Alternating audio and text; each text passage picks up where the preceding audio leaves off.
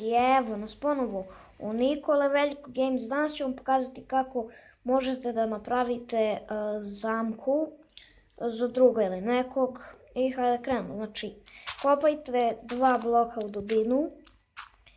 1, 2, 3, 4, 5. 2,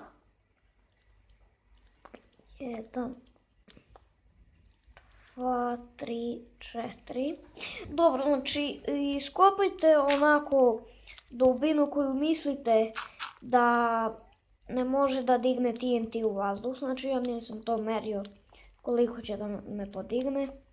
Ali evo, znači otprilike ovdje ima 1, 2, 3, 4, 5, 7, 8, 9 bloka.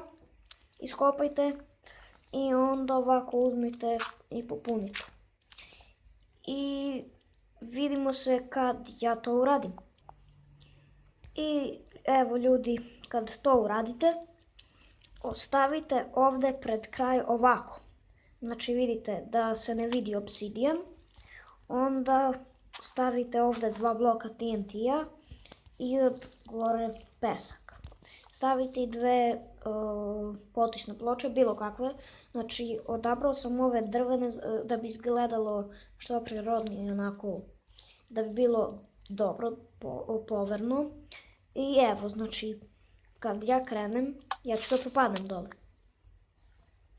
I ima još jedan trik, znači kad se ja sad podignem, u stvari ne, to može da vam se desi, znači da vam okolo pukne tu, ali dobro.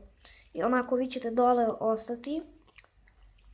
I onda, to nije sve, znači treba vam znak. Ja poništio sam potisnu ploču. I dobro, kada uzmete to, ponovo vratite sve kako je bilo. I od gore 2 potisne ploče i stavite ovdje. I možete bilo šta napisati, na primjer, ne, FR i Diamonds. Znači evo.